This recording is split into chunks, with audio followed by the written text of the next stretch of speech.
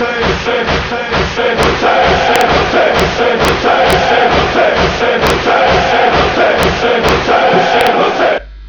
باللہ من الشیطان اللعین الرجیم بسم اللہ الرحمن الرحیم الحمدللہ رب العالمین الصلاۃ والسلام وتحیۃ والاکرام علی النبی المکی المدنی القرشی الہاشمی الابتہی مولانا و مولا الثقلین جد الحسن والحسین ابی القاسم محمد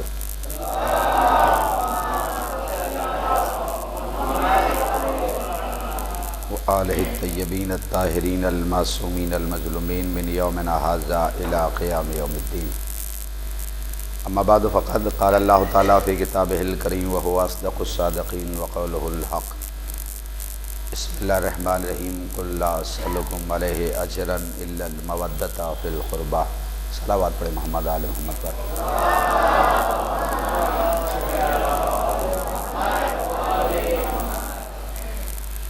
رب العزت کا ارشاد ہو رہا ہے کہ میرے حبیب امت سے کہہ دو کہ میں تم سے کوئی سوال کسی بھی طریقے کا نہیں کرتا اجر رسالت کے مرحلے کو لے کر، اور اگر کوئی یہ چاہتا ہے کہ میری رسالت کا اجر ادا کرے تو اسے میرے قرابت داروں سے محبت کرنی چاہیے، اور محبت ایک اتنا بہترین جوہر ہے کہ جس دل میں علی کی محبت آ جائے وہ دل کبھی مردہ نہیں ہوتا۔ سرکار رسالت مآب نے اپنے تمام صحابیوں کے درمیان میں حضرت علی کو بلایا، بلانے کے بعد ان کے کاندھے پر ہاتھ رکھ کے متوجہ ہوئے تمام صحابیوں کی طرف اور کہنے لگے، یہ حدیث ہمارے برادر اہل سنت کے علماء نے بھی لکھی اپنی کتاب میں کہ اے علی، اگر کسی کو نوح جیسی عمر ملے یعنی 2500 سال اور اس کا دن روزے میں گزرے اور اس کی راتیں عبادت میں گزرے، 70 حج اس نے پیادہ چل کے کیے ہو، پیدل گیا ہو، 70 حج کیے اس نے، اور پہاڑ کے برابر اس نے سونا اللہ کی راہ میں خرچ کر دیا، صفا اور مروہ کے درمیان میں سعی کر رہا ہو، بے گناہ قتل کر دیا جائے، بہت بڑا ثواب ہوگا اس کا، ہے نا؟ ایسے انسان کا کتنا ثواب ہوگا، اسے جنت میں جانا چاہیے نا۔ 2500 سال جس نے دن میں روزے رکھے ہوں، رات میں نمازیں پڑھی ہوں، پہاڑ کے برابر سونا اللہ کی راہ میں خرچ کر دیا ہو، 70 حج پیدل چل کے ادا کیے ہوں، اور صفا اور مروہ کے درمیان میں سعی کرتے وقت بے گناہ قتل کر دیا جائے، اس تو فوراً جنت پہنچ جانا چاہیے مرتے ہی۔ لیکن عجیب جملہ کہا، اے علی، اگر تمہاری محبت اس کے دل میں نہیں تو جنت کیا، جنت کی خوشبو بھی نہیں سونگھ سکتا، اور آندھے منہ جہنم میں ڈال دیا جائے گا۔ دیکھا محبت کا جوہر، سب کچھ ہے، محبت نہیں ہے۔ اللہ کے رسول نے کیا کہا، بس میں تم سے اپنے قرابت داروں کی محبت مانگ رہا ہوں اور کچھ نہیں مانگ رہا، اور یہ بھی ہر دل میں نہیں آتی، ہر دل اس قابل نہیں ہوتا کہ وہ پاک ذاتوں کی محبت کو اپنے دل میں سجا لے، اس کے لیے دل بھی پاک ہونا چاہیے، جس لیے کہیں سے اگر گندگی ہو تو وہاں یہ محبت نہیں آتی۔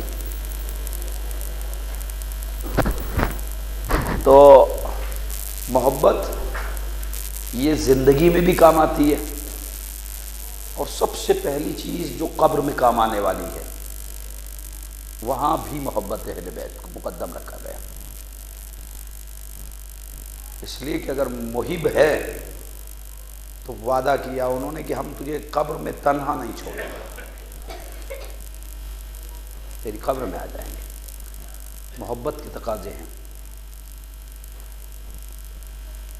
تو اللہ کے رسول نے محبت مانگی اہل بیت کی. ابراہیم نے جب جناب اسماعیل کو چھوڑا تو تب بھی یہ جملے کہیں جسے آیت نے بھی کوڈ کیا کہ میری آل کی محبت لوگوں کے دلوں میں ڈال دینا. اور اللہ نے بھی یہ لازم کر دیا ہر نمازی کے اوپر کہ منہ تمہارا بیت کی طرف جھکا ہو، سر تمہارا بیت کی طرف جھکے، دل اہل بیت کی طرف جھکے، تب تو یہ سجدہ ہے. ورنہ یہ پھر کرتے ہیں سجدہ صوبے زچا خانہ علی، مڑ مڑ کے دیکھتے ہیں کوئی دیکھتا نہ ہو. صلوات بڑے محمد آل محمد پر.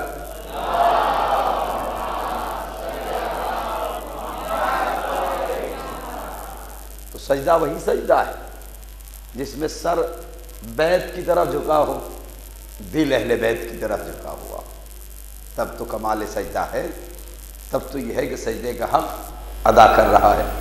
اس لیے کہ بیت اہل بیت کی وجہ سے ہے، ورنہ تو کافروں نے بت رکھ دیے تھے اس میں خانہ کعبہ میں، اور بتوں کو پجاری وہاں آتے تھے. 360 خدا رکھے ہوئے تھے وہاں. ہر قبیلے کا اپنا ایک بت تھا جس کی وہ پرستش کرتے تھے، اور اس کے سامنے جا کے دعائیں مانگتے تھے.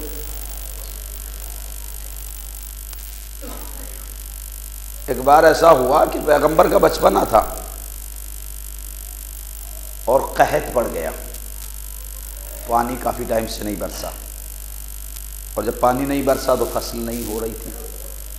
آج کی ٹیکنیک نہیں تھی کہ وہ پانی کا جو سلسلہ ہوتا ہے کہ ٹیوب ویل وغیرہ یہ تو میں بورنگ ہو گیا، یہ سب پانی کی فیسلٹیز اس وقت، یہ آج جو اتنی فیسلٹیز ہیں اس پیریڈ میں کچھ نہیں تھی. اس وقت یا تو کنویں کھودے جاتے تھے یا اپنا جو نہریں ہوتی تھی، اور نہر بھی سوکھ گئی، کنویں بھی سوکھ گئے. اب بیچارہ کیا کرے انسان، اب پانی کیسے دے، فصل کیسے اگے. قحط پڑ گیا، معلوم بھوکے لوگ مرنے لگے، بڑے پریشان ہوئے. مکہ کے سارے کافر جمع ہو گئے کعبے کے پاس میں، اور اپنے اپنے بتوں کے سامنے کھڑے ہو گئے ہاتھ پھیلا کے. کوئی کہہ رہا لات پانی کو برسوا دے، کوئی کہتا منات پانی کو برسوا دے، کوئی کہہ رہا عزا پانی کو برسوا دے. وہ بڑے بڑے نام تھے ان کے، جو خاص نام تھے، بتوں کے نام رکھے ہوئے تھے وہ، اور اسی سے مخاطب کرتے تھے. یہ لوگ نعرے لگائے ہوئے ہیں، بتوں کا نام لے لے کے دعائیں مانگ رہے ہیں. کسی نے انہی کے درمیان میں سے یہ ایک جملہ کہا کہ کیا تمہارے درمیان میں وارث ابراہیم اور اسماعیل نہیں ہے؟ وہ جو آوازیں بلند تھی وہ خاموش ہو گئی، اور سب نے مڑ کے اس کہنے والے کی طرف دیکھا جس نے کہا تمہارے درمیان میں وارث ابراہیم نہیں ہے. سب کافروں نے اس کی طرف دیکھا جس نے یہ جملہ کہا تھا، انہی میں سے وہ بھی.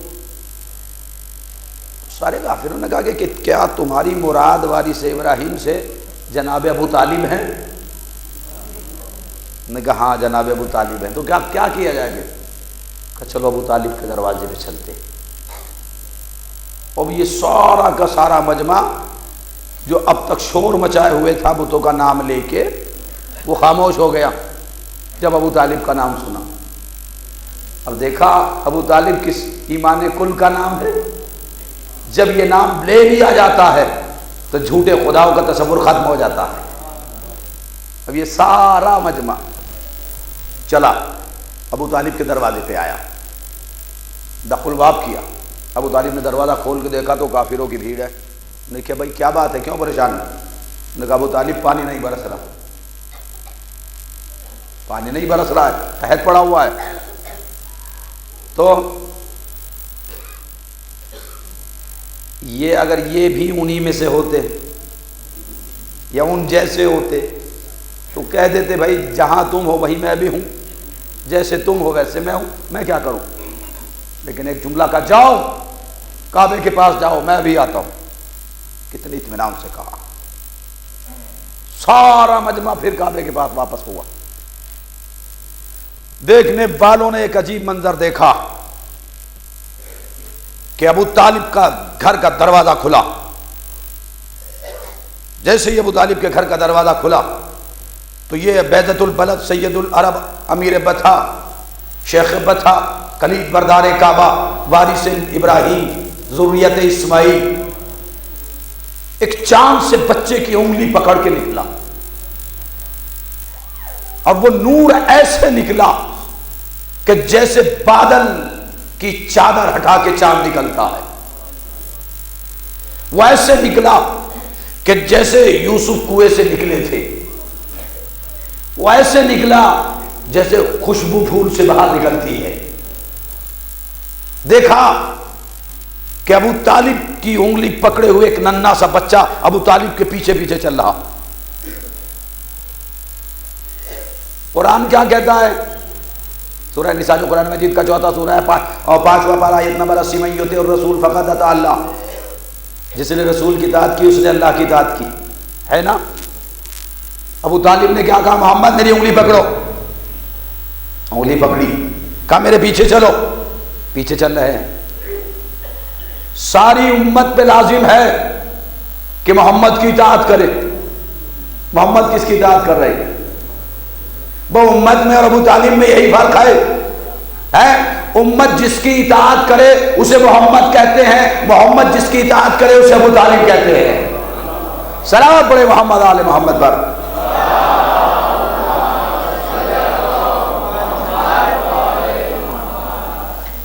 اب کعبے کے پاس میں ایک کثیر بھیڑ ہے، مجمع ہے. جناب ابو طالب پر پیغمبر اکرم کو لے کے پہنچے.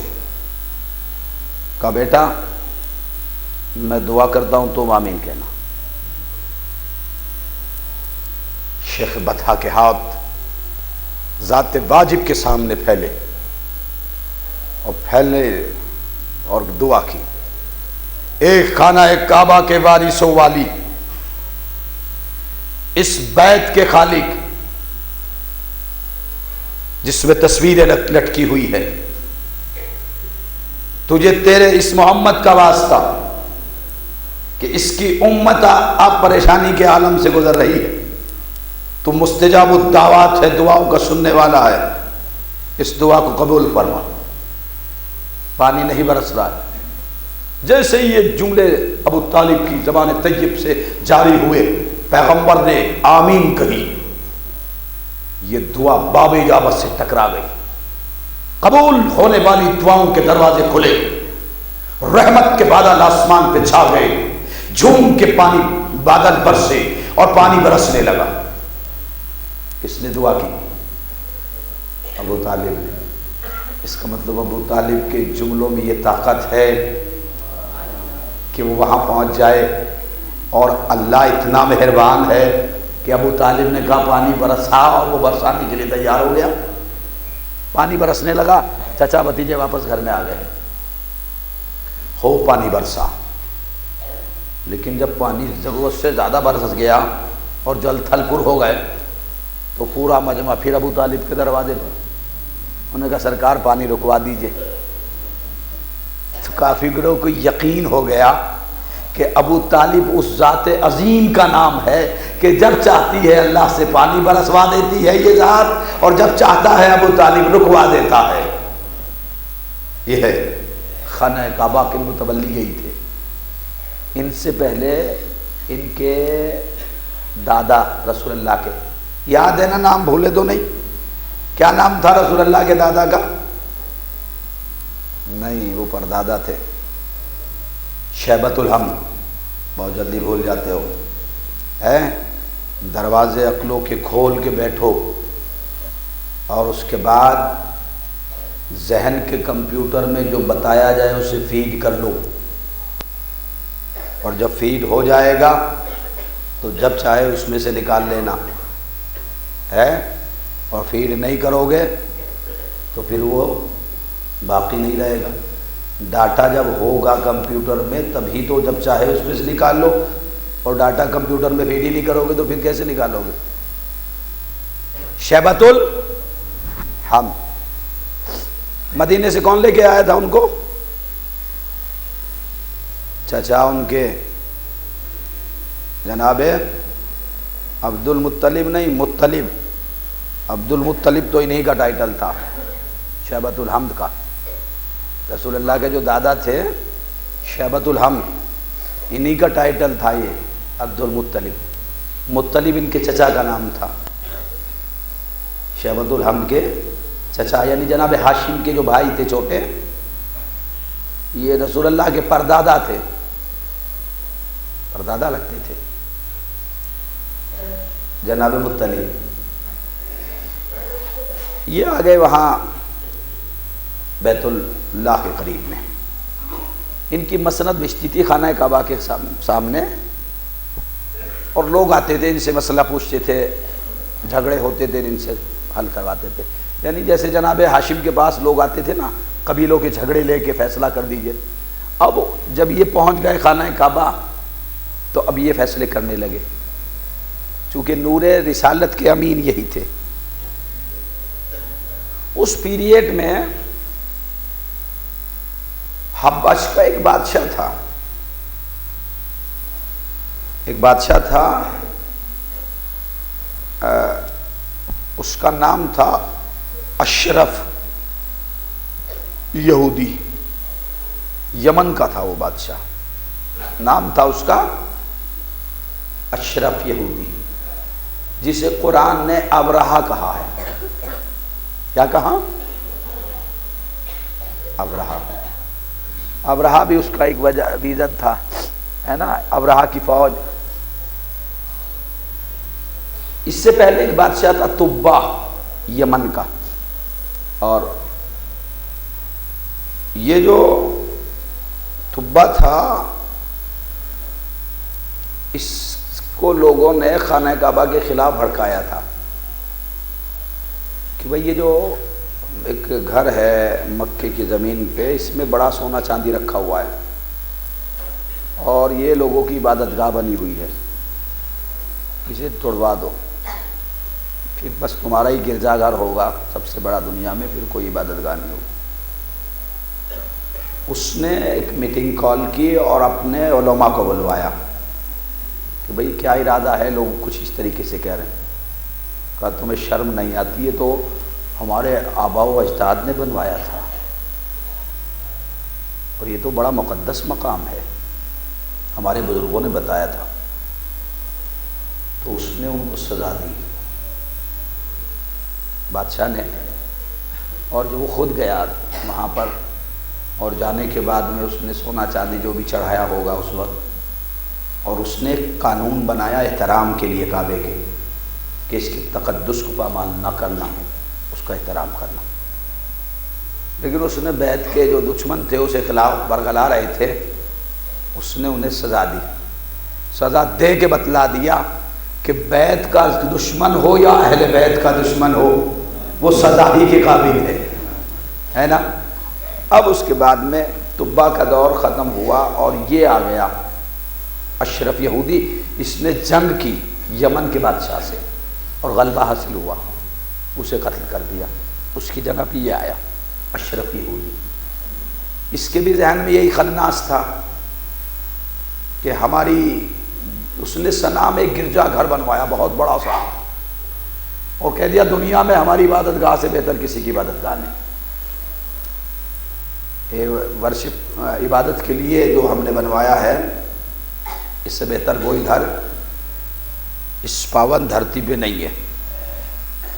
کسی نے کہا تو اس کی تعریف کر رہا ہے، وہ دیکھ مکے کی سرزمین پہ ایک اللہ کا پیارا سا مکان بنا ہوا ہے جسے 2 نبیوں نے بنایا، لوگ اس کی طرف ایسے کھینچ کے آتے ہیں جیسے مقناطیس کی طرف لوہا کھینچ کے چلا آتا ہے، میگنیٹ کا جس طرح پاور ہوتا ہے وہ پاور ہے اس کے اندر کہ وہ چاہنے والوں کو دور سے کھینچ لیتا ہے، انسان کھینچے چلے آتے ہیں۔ 2 چیزیں ہیں جو کھینچتی ہے، ایک اللہ کا گھر کھینچتا ہے اور ایک عزا خانہ حسین کھینچتا ہے نا۔ مجلس بھی ایک ایسا میگنیٹ پاور ہے کہ ایک بیمار جو بستر پہ لیٹا ہے، جب اسے پتا چلتا ہے کہ حسین کے نام سے ایک پاک فرش بچھایا جا رہا ہے، مجلس ہو رہی، وہ بھول جاتا ہے، ڈاکٹر نے کہا آرام کرنا، وہ کھڑا ہو گیا، چادر پھینک کے آ گیا مجلس میں۔ جتنی دیر مجلس میں رہتا ہے اسے بیماری کا احساس نہیں ہوتا۔ وہ ضعیف جو چل نہیں سکتا، لیکن جب مجلس ہوتی ہے تو چاہے وہ عصے کے ذریعے چلے یا کسی سے کہہ دے کہ مجھے وہاں تک پہنچا دو، چاہے وہ آگے کرسی پہ بیٹھ جائے یا کہیں بھی جگہ اسے مل جائے وہ بیٹھ جاتا۔ جتنی دیر وہ مجلس میں بیٹھا رہتا ہے اسے احساس ہی نہیں ہوتا کہ میں ضعیف ہوں۔ گھر میں پریشان رہتا ہے، لیکن جتنی دیر مجلس میں بیٹھتا ہے اطمینان سے تان کے سینہ بیٹھتا ہے۔ اس ضعیف کو جوان کون سی چیز بنائے ہوئے ہے؟ اس بیمار کو کون سی چیز شفا دے دیتی ہے؟ کہ یہ ہے محبت حسین ابن علی کی، کہ جس دل میں آ جائے تو بیمار اپنی بیماری کو بھول جائے، ضعیف اپنی ضعیفی کو بھول کے جوان بن کے بیٹھا رہتا ہے۔ یہ ایک مقناطیسی کیفیت ہے، مجلس میں ایک میگنیٹ پاور کی طریقے سے کھینچتا ہے، میگنیٹ کھینچتا ہے۔ اچھا میگنیٹ جو ہے وہ لوہے کو کھینچتا ہے، پلاسٹک کو، کوڑے کرکٹ کو نہیں کھینچتا، یہ سب کو کھینچ لیتا ہے۔ میگنیٹ جو ہوتا ہے سب کو کھینچتا ہے، میگنیٹ مقناطیسی، اس میں کھینچنے کی قوت ہوتی ہے نا، تو کیا جو بھی چیز اس کے سامنے ہے اسے کھینچتا ہے؟ لوہے کو کھینچے گا نا، پلاسٹک کو، کوڑے کرکٹ کو نہیں کھینچے گا۔ لیکن یہ مجلس ہے، یہ مجلس ہے، یہ اپنوں کو بھی کھینچتی ہے، بیگانوں کو بھی کھینچتی ہے، یہ بے دینوں کو بھی کھینچتی ہے، جوانوں کو بھی کھینچتی ہے، بوڑھوں کو بھی، بچوں کو بھی۔ یہ عجیب میگنیٹ پاور ہے۔ اس میں آدمی اپنا مذہب بھول جاتا ہے، کھینچا چلا آتا ہے۔ وہ ہوگا پنجابی گردوارے میں عبادت کرنے والا، لیکن جب مجلس کی بات آئی کھینچا چلا آ رہا ہے۔ کرسچن چرچ میں جا کے پریئر کرنے والا، لیکن مجلس یہ میگنیٹ پاور اسے بھی کھینچ لیتا ہے۔ آپ کے کان سنتے ہیں کہ صاحب یہ حسین کا قصیدہ پڑھ رہا ہے، حسین کا ذکر کر رہا ہے، یہ کون ہے؟ کہ یہ پنجابی ہے۔ سردار پنچھی بڑے اچھے شعر کہتا ہے، پنجابی ہے۔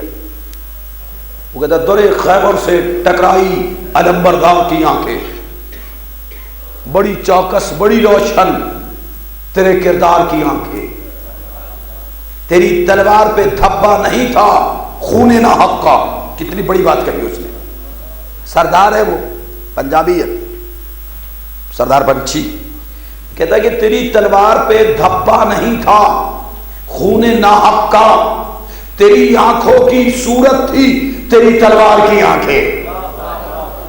تو یہاں تو آدمی بھول جاتا ہے، کتنا معرفت میں ڈوبا ہوا شعر اس نے کہہ دیا۔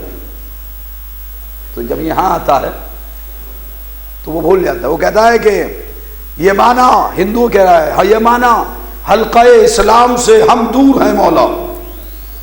ہم مسلمان تو نہیں ہے، ہندو ہے۔ کہتا ہے یہ معنی حلقہ اسلام سے ہم دور ہیں مولا، مگر ہم ہندوؤں میں آپ کا قاتل نہیں کوئی۔ بتائیے کتنی بڑی بات کہہ دی اس نے۔ ہندو ہے، لیکن جب حسین کی بات آئی تو کہہ رہا ہے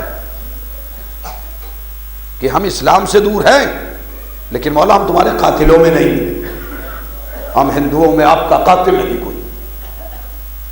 میرے ماتھے کی سرخی پر نہ جاؤ، میرے ماتھے کی سرخی پر نہ جاؤ، تلک ہے خون کا دھبا نہیں ہے۔ کیا کہہ دیا۔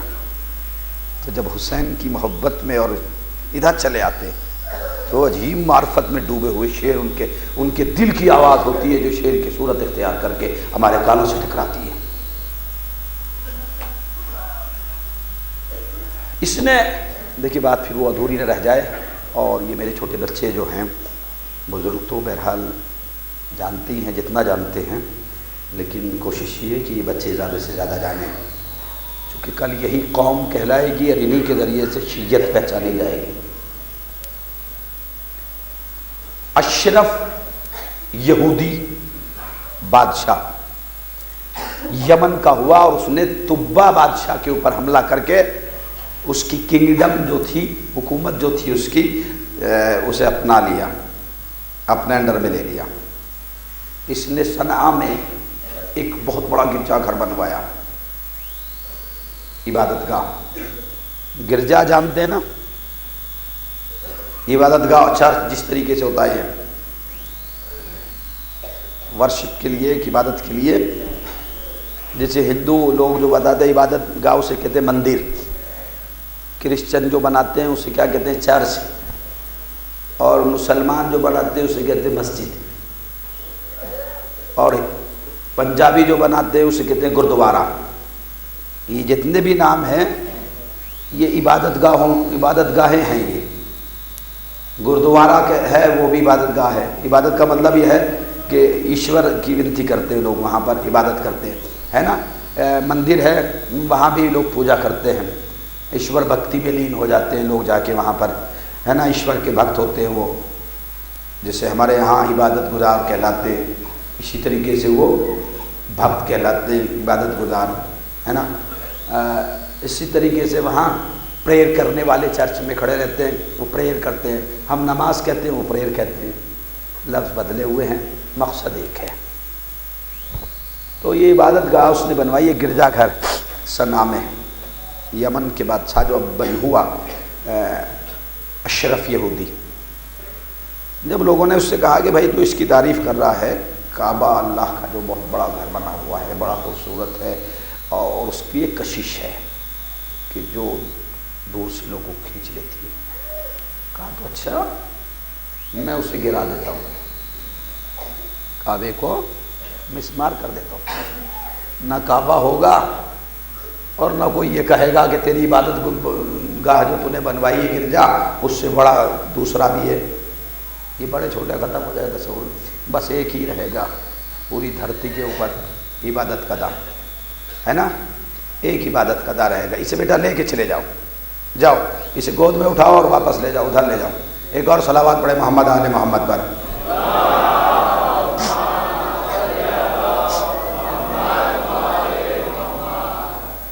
تو ایک اور صلوات پڑھ دے محمد آل محمد پر۔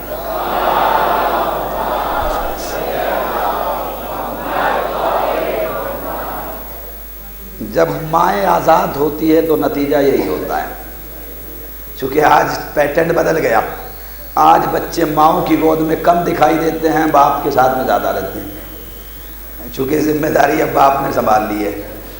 اور بچے آزاد ہونے کے لیے اس ماڈرن زمانے میں ماں بچوں کو چھوڑ دیتی ہے، خود مطمئن رہتی ہیں۔ ایک صلوات پڑھے محمد آل محمد پر۔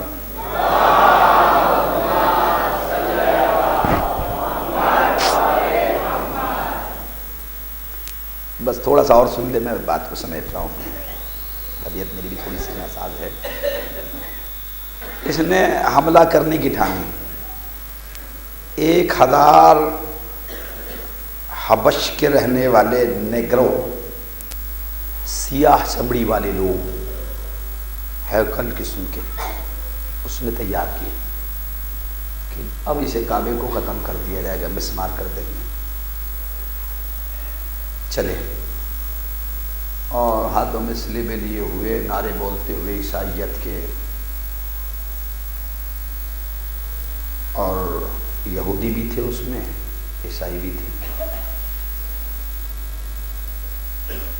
یہ داخل ہوئے مکے میں، اور انہوں نے جب مکے میں انٹر ہو گئے تو وہیں پہ پڑاؤ ڈالا، مکے میں داخل ہو کے وہاں پر انہوں نے اپنے ٹینٹ لگا دیے، اور اس نے سپاہیوں کو بھیجا کہ جاؤ سب کے جانوروں کو، اونٹ پالتے تھے لوگ زیادہ تر اس وقت، بھیڑ بکری، بھیڑیں ہوتی تھیں، دمبے، سپاہی سب پکڑ کے لے آئے۔ اس میں ان کے بھی اونٹ تھے، جناب عبد المطلب کے، رسول اللہ کے دادا کے۔ انہیں خبر ہوئی کہ وہ ابرہہ آیا ہے، یمن کا بادشاہ اشرف، اور اس نے سب جانوروں کو پکڑ لیا، تو اور ان کے جانور بھی پکڑ کے لے گئے سپاہی، اونٹ تھے ان کے بہت سے، اس کے بادشاہ کے سپاہی جو ہیں وہ سب پکڑ کے لے کے وہیں چلے گئے جہاں وہ ٹینٹ لگائے ہوئے تھے۔ اس کا نظریہ بھی یہ تھا کہ وہ بھی آئیں گے اونٹ مانگنے کے لیے اپنے، اور یہ بھی کہیں گے کہ صاحب مت یہ جو ارادہ تمہارا کعبے کا اسے نہ گرانا، یہ سارے باتیں۔ نور امین رسالت جناب شیبۃ الحمد عبد المطلب آئے، اور ایک ٹینٹ جو اس نے اپنے لیے بنوا رکھا تھا اس میں بیٹھا ہوا تھا وہ، اس کے ٹینٹ کے باہر ہاتھی تھا اس کا ایک، ابرہا کا، اشرف جو بادشاہ تھا حملہ کرنے آیا تھا کعبے کو گرانے کے لیے، اس نے ایک ہاتھی کو پالا ہوا تھا، اس کی جو سونڈ تھی اس میں 2 تلواریں لٹکی ہوئی تھی، باندھ رکھی تھی اس نے ایسے، اور یہ جب حکم دیتا تھا یہ اپنی سونڈ یوں گھماتا تھا، اور ایسا لگتا تھا کہ جیسے میدان جہاد میں کوئی مجاہد جنگ کر رہا ہو، تلواریں اسے سدھایا ہوا تھا، اس نے سدھا رکھا تھا کہ یہ اشارہ کرتا تھا اور ہاتھی سامنے والے کا کام تمام کر دیتا تھا، کہ وہ تلوار سونڈ سے جو گھماتا تھا اور وہ کٹ جاتا تھا، مر جاتا تھا۔ سامنے بیٹھا ہوا ہے، یہ اس کا ٹینٹ ہے، ٹینٹ کا یہ گیٹ ہے، یہاں پہ ہاتھی بیٹھا ہوا ہے۔ جناب عبد المطلب کو اس نے بلوایا، بلکہ وہ خود گئے اس کے پاس میں، آ گئے، انہوں نے کہا بھائی ٹھیک ہے آپ آ گئے، تشریف رکھیے، آپ مجھے پتا ہے کہ آپ کو آنا تھا، آپ آئیں گے اور کہیں گے ضرور۔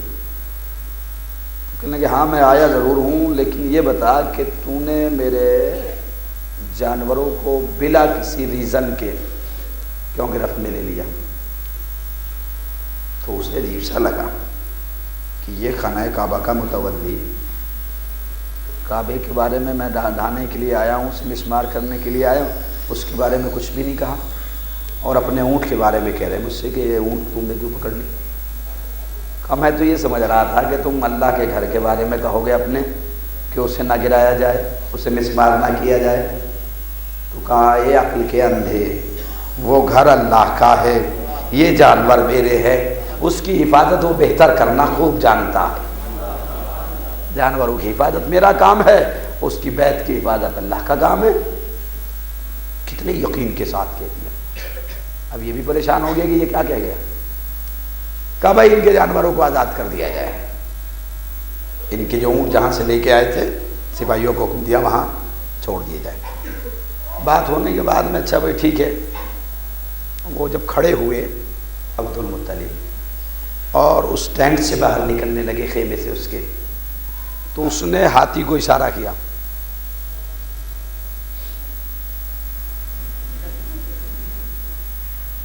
وہ کھڑا ہو گیا اور اسے یقین ہو گیا بغیر کسی زحمت کے، کہتے نا سانپ بھی مر جائے لاٹھی بھی نہ ٹوٹے، وہ والا حساب اس نے سوچا ہو جائے گا۔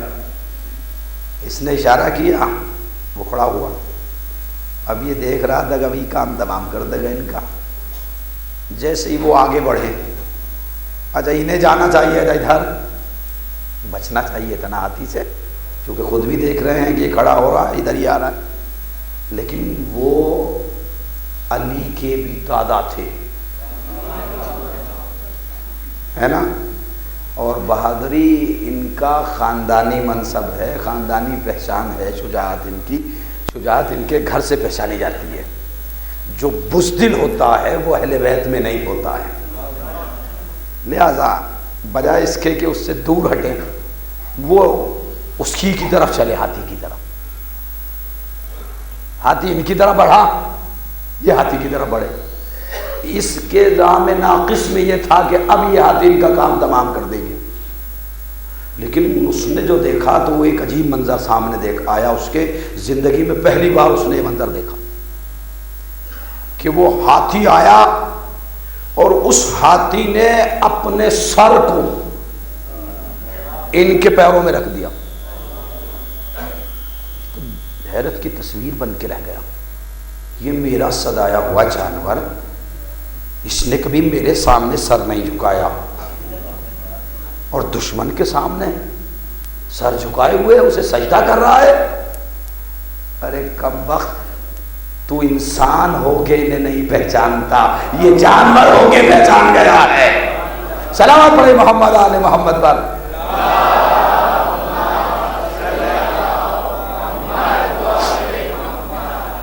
جانور انہیں خوب جانتے ہیں،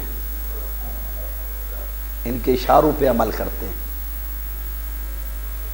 اور اس نے بتا دیا ان کی عظمت کیا ہے۔ تو سمجھ نہ سمجھ، لیکن ہاتھی بتا رہا ہے کہ میں پہچانتا ہوں کہ یہ کون سے گھرانے کا شخص ہے، کس نور کا امین ہے۔ لہذا خیر بات یہ ہوئی کہ چلے گئے، اور انہوں نے بستی والوں سے کہا کہ بھائی تم لوگ بستی سے دور چلے جاؤ، کہیں ایسا نہ ہو تمہیں یہ قتل کر دے۔ ایک خود رہ گئے، اور جناب ابو طالب تھے، اور ان کے بیٹوں میں سے تھے کوئی ایک جناب ابو طالب، وہ خانہ کعبہ کے پاس میں آ کے کہا پروردگار تیرا گھر ہے تو اس کی حفاظت فرما، دعا کر کے وہ بھی ہٹ گئے۔ ادھر سب یہ سب گھوڑوں پہ ہاتھیوں پہ سوار ہو کے، یہ جو اس کی فوج تھی ابرہا کی، چلے کعبے کو گرانے کے لیے نعرے لگاتے ہوئے۔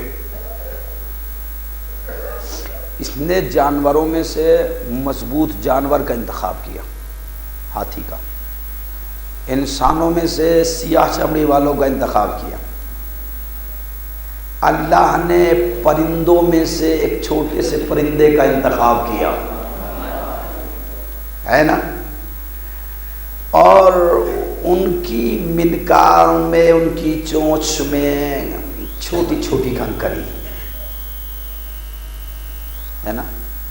ابابیل ایک تو خود ہی چھوٹا سا پرندہ ہے، اس کی چونچ کتنی چھوٹی ہوگی، اس چونچ میں آنے والا پتھر کتنا چھوٹا ہوگا، ہے اندازہ ہے۔ اب ادھر سے یہ فوج چلی ابرہا کی، ادھر سے فوج چلی اللہ کی۔ ابرہا کی فوج میں ہاتھی ہے، اللہ کی فوج میں ابابیلیں ہیں۔ ابرہا کی فوج والوں کے ہاتھوں میں بیلچے ہیں، سلیبیں ہیں، اور ان پرندوں کی چونچ میں پتھر کے چھوٹے سے ٹکڑے ہیں۔ اب جیسے یہ کعبے کے قریب پہنچے، ابابیلوں کا لشکر ان کے قریب پہنچا۔ اب جو ان پرندوں نے بمباری کی ہے اس دشمن کے لشکر پر، اسلامک وے سے پہلی بمباری تھی جو دشمن پہ ہوئی، ایٹم کی طاقت یہیں سے چلی ہے نا۔ اب جو بمباری ہوئی ہے پرندوں کے ذریعے سے، تو اب قرآن نے کوٹ کیا، الم تری کیف فعل ربک باصحاب الفیل الم یجعل کیدہم فی تضلیل وارسل علیہم طیرا ابابیل ترمیہم بحجارۃ من سجیل فجعلہم کعصف مأکول۔ تم نے نہیں دیکھا ابابیل ہیں، الم تری کیف فعل ربک باصحاب الفیل، کہ اللہ نے اصحاب فیل کے ساتھ میں کیا سلوک کیا، کیسے انہیں ذلیل اور رسوا کیا، اور ان کے اوپر پرندوں کا ایک غول بھیجا کہ جن کی منقاروں میں چونچ میں کھروجے کی چھوٹی چھوٹی کنکریاں تھیں، اور جب انہوں نے پھینکنا شروع کی اور وہ بمباری روکی پرندوں والی، تو نہ ہاتھی کا پتہ نہ ہاتھی والوں کا پتہ۔ قرآن نے ایک جملہ کوٹ کیا، کعصف مأکول، چبایا ہوا بھوسا ہے۔ یہ کوہ تکبر بھوسے میں کس نے بدل دیا؟ اللہ نے۔ کہاں سے آئی تھی یہ بابیل؟ یہ کنکریاں کہاں سے آئی؟ صاحب یہ تو اللہ نے بھیجی تھی، اللہ نے بھیجی تھی۔ کنکریوں کی طاقت کیا تھی کہ ہاتھی بھی ختم، ہاتھی والے بھی ختم، بھوسے میں کوہ تکبر بدل گیا۔ یہ کنکری تو کہیں سے تو آئی ہوگی۔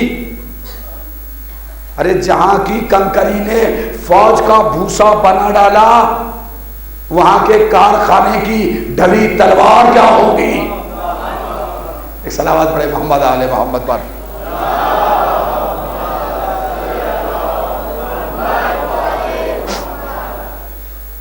یہ بیت کو ڈھانے کے لیے آئے تھے خود ختم ہو گئے۔ اللہ نے بتایا جو بیت سے ٹکرائے گا وہ بھی ختم ہو جائے گا، جو اہل بیت سے ٹکرائے گا وہ بھی ختم ہو جائے گا۔ تو اہل بیت سے ٹکرانے والا یزید ہے، ایسے ختم ہوا کہ کوئی اپنے بچے کا نام آج یزید رکھنے کے لیے تیار نہیں۔ نام یزید داخل دشنام ہو گیا۔ بچے کو ڈانٹتے وقت آپ یہ تو کہہ سکتے ہیں کہ بہت بڑا شیطان لگتا ہے تو، یا شیطانیت کر رہا ہے، شیطان ہو گیا ہے، کہتے نہیں۔ کبھی بچے کو کسی نے کہا کہ تو بہت بڑا یزید ہو گیا، یعنی شیطان سے بھی بدتر ہے یزید۔ بچے کو جلدی سے کوئی اپنے یزید نہیں کہتا، شیطان ضرور کہہ دیتا ہے شیطانی کر رہے ہو بھائی، ہیں یہ بہت شیطان ہے، بچہ بہت شیطان ہے۔ شیطان کیا ہے؟ اللہ کی بارگاہ سے نکالا ہوا ہے، لعنتی ہے، کتنا بڑا مجرم ہے، لیکن آپ اپنے بچوں کو کہہ دیتے ہیں آسانی سے۔ اس کے باوجود آپ یہ نہیں کہتے یزید، کیوں؟ یزید جیسے کہ گالی بن گیا۔ آدمی غصے میں بھی ہو تو اپنے بچے کو یزید نہیں کہتا، ایسی گالی ہے یزید نام۔ تو یہ آیا تھا وارث کعبہ سے ٹکرانے، ایسی لعنت کا توق اس کی گردن میں پڑا کہ آج تک فرشتوں کی لعنت، جناتوں کی لعنت، انسانوں کی لعنت، حتیٰ یہ کہ جانوروں کی بھی لعنت اس تک پہنچتی ہے۔ ہاں آج 7 محرم ہے، رات آپ نے حسین کے کڑیے جوان کا ماتم کیا، اکبر کا تابوت آپ نے اٹھایا، لیکن رات جب حسین کے کڑیے جوان اکبر کے تابوت کی شبی اٹھا رہے تھے تو آپ نے دیکھا کہ کتنے نوجوان اس شبی کو اٹھائے ہوئے تھے، لیکن کاش کربلا میں بھی اکبر کی لاش کو اٹھانے والے ہوتے تو ایک غریب باپ جوان کے لاشوں کو دیکھ کے بار بار خیموں کی طرف رک کر کے یہ نہ کہتا بنی ہاشم کی بچوں آؤ، ایک ضعیف سے جوان کا لاشا نہیں اٹھتا۔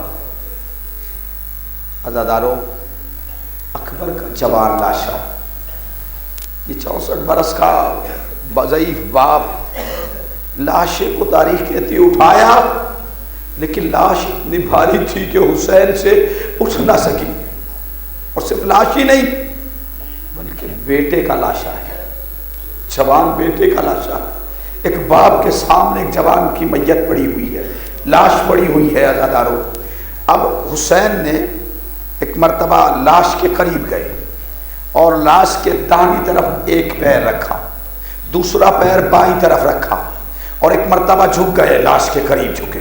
جھکنے کے بعد دونوں ہاتھوں سے اکبر کی لاش کو اٹھایا، اٹھانے کے بعد اکبر کا سینہ اپنے سینے سے ملا لیا، لیکن جیسے چلنا چاہتے ہیں تو اکبر کے پیر زمین پہ خط دے رہے، لے جا نہیں سکے، اس لیے کہ لاش ہے، لاش کا اٹھانا بڑا مشکل امر ہے۔ لاش بھاری ہوتی تو حسین اٹھا لیتے، لیکن لاش اکبر کی ہے، جوان کا لاشا ہے، جوان کی میت ہے، لے کے چلے۔ اللہ جانے کس دل سے لے کے چلے ہوں گے۔ اس کے بعد جب لے جا رہے تھے اور اٹھائی نہیں گئی لاش، آواز تھی بچوں آؤ، اکبر کا جنازہ اٹھا کے لے کے۔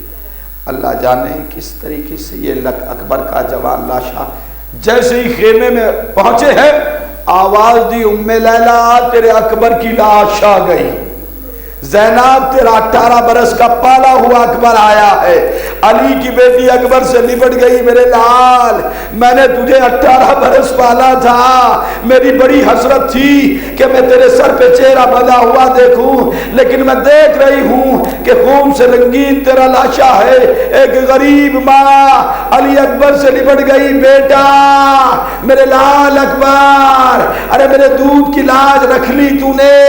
ہاں عزادارو، ایک جملہ اور سن لیجئے، روتے روتے جب اکبر چلے ہیں نا تو حسین نے ایک جملہ کہا تھا اکبر سے، بیٹا جب تک سامنا ہو مڑ مڑ کے دیکھتے رہنا. تاریخ کہتی ہے کہ جب لٹا ہوا قافلہ چلا اور نو کے نیزہ پر کٹے ہوئے سروں کو لے کے چلے, تو جب یہ قافلہ گزر رہا تھا راستے سے تو کسی بیوی نے اکبر کے چہرے کو دیکھا اور دیکھنے کے بعد ایک جملہ کہا, السلام علیکہ ایھا البدر الکمال, اے 14ویں رات کے چاند تجھ پر میرا سلام. اور یہ کہنے کے بعد ایک جملہ اور کہا, کاش تیرے مرنے سے پہلے تیری ماں مر گئی ہوتی, اس نے تیرے کٹے ہوئے سر کو نہ دیکھا ہوتا. بس اتنا سننے کے بعد اونٹ کی ننگی پشت پہ بیٹھی ہوئی ام لیلا, جو چہرے کو بالوں سے چھپائے ہوئے تھی, جس کے ہاتھ بس ایک گردن رسی سے بندھے ہوئے تھے, ایک چیخ ماری اور مار کے کہا, ارے افسوس تو اسی بات کا ہے کہ اس کی ماں اس کے کٹے ہوئے سر کے پیچھے ہے اور اسے دیکھ دیکھ کے آگے بڑھ رہی ہے. اکبر کا سر ہے, بار بار پیچھے مڑ جاتا ہے, خونی سر کو پلٹتا ہے. کسی نے کہا, سجاد مولا یہ اکبر کا سر حسین کی طرف کیوں مڑ جاتا ہے؟ کہا جب اکبر جا رہے تھے تو بابا نے کہا تھا بیٹا مڑ مڑ کے دیکھتے جانا, لہذا جدھر سر حسین ہوتا ہے ادھر اکبر کا چہرہ ہو جاتا. رضن بے قضائے تسلیم. رب العزت کے واسطے محمد آل محمد کا وہ ہماری